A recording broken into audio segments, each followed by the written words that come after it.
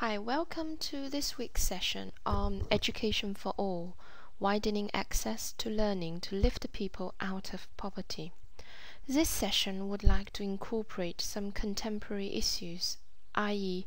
gender, ethnicity, social class, into the analysis of Education for All. At the end of the session, you would be expected to achieve the following learning objectives.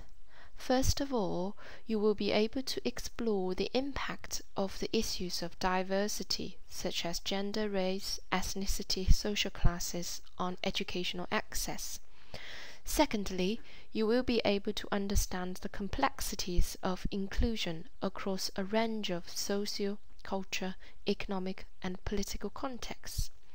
Lastly, you will be able to develop an understanding of students' identity through their own voices and the roles of other stakeholders, playing in facilitating equal access to schools. The Education for All (EFA) movement is a global commitment to provide quality basic education for all children, youth, and adults. At the World Education Forum in Dhaka in 2000, 164 countries made collective commitment to achieve EFA and identified 6 goals to be met by 2015. Governments, development agencies, civil society, and the private sector are working together to reach the EFA goals. In the 2008 Education for All Global Monitoring Report, GMR, the question is raised: Education for All by 2015. Will we make it? Simple and straightforward as it is, the answers are highly complex. Now, with just 3 years to go until the deadline of the EFA goals, the 2012 EFA GMR shows a definite answer to the 2008 inquiry that progress towards many of the goals are slowing down, and most of the EFA goals are unlikely to be met. Despite such gloomy message, there are certain countries who has actually moved towards achieving that goal by the 2015 deadlines. For instance, the compulsory education law of the People's Republic of China was enacted in April 1986. This was the first law for compulsory education in China. Though this was long after such legislation in many European countries, it predated by 20 years the Right to Education Act, which was finally passed into law in 2009 in India. The next 4 slides will show you 4 images taken from different culture and country contexts. The first one is taken from a comprehensive school in England during my research. This one was taken in one of the Chinese cities back in 2005. This was also an image of a modern secondary schools. The last 2 images were downloaded from the image banks of the UNESCO EFA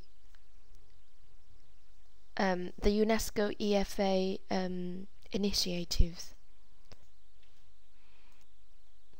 As you can really tell from those 4 drastically different school images in terms of their resources and facilities, as well as teaching practices and processes.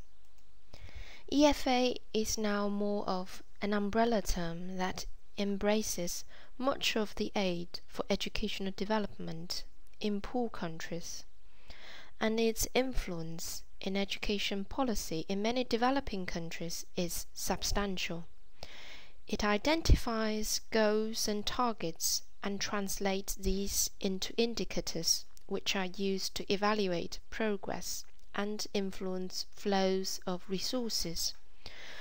The search for evidence-based policy depends on measures of performance that can link cause and effect and that represent real gains in progress towards desired outcomes. However, the indicators widely used for access to education have serious problems.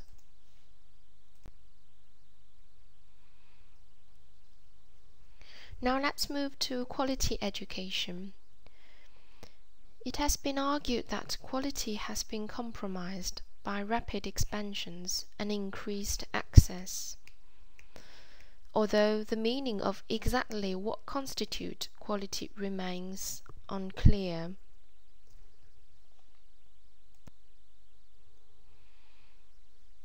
If you could work in a group, or if you can't, you could work individually, and then think about those three questions as to who has access to what sort of education in your own home context, whose access to basic education is of great concern, and those factors that either foster or constrain the policy implementations, focusing on the political and non-political factors. Ensuring that children enroll in schools is one thing, but they will complete their education. Whether they will complete their education is another issue altogether. Access to quality education is influenced by many factors, such as the influence of families' economic conditions.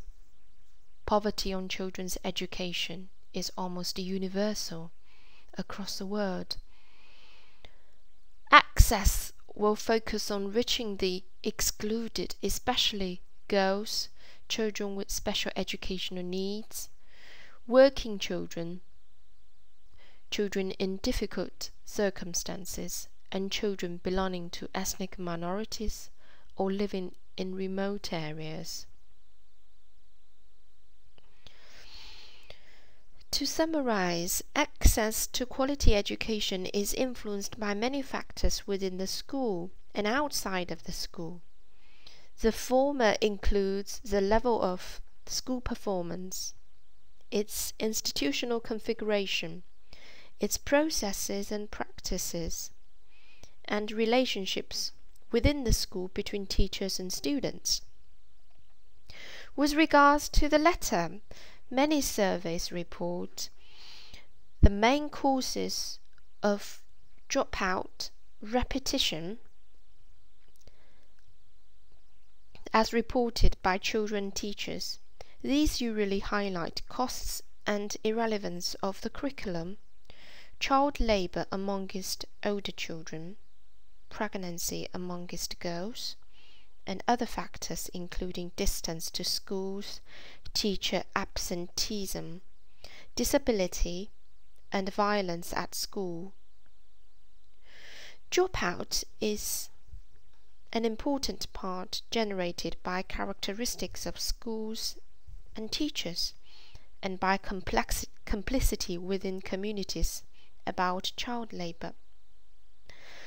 The insights presented in the developing countries, such as countries located in sub-Saharan Africa, South Asia, and many others, offer sharp challenges to schools, teachers, and local education officers to re-examine their capacity in premature termination of the school careers of many children from poor households. They are also a reminder that the households and parents, of course, have responsibilities to encourage and support the schooling of their children. Where this fails to happen, the state will remain the only guarantor of the right to education and needs to live up to the realities and obligations of being the provider of the last resort. Notably, the homogenizing effects of global approaches to education for all has to be mediated by recognition that education policy in practice is national or subnational at the level of delivering services. Global goals do not always have analogues at country level, and conversely, national aspirations and realities cannot always be mapped onto global goals. For instance, in China, there are certain factors that actually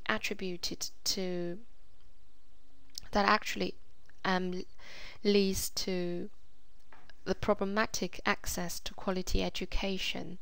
These include internal migration, urbanization, being in the status of orphans, left behind children due to their parents moving to other cities because of the needs of the labour market in major cities, and falling birth rate.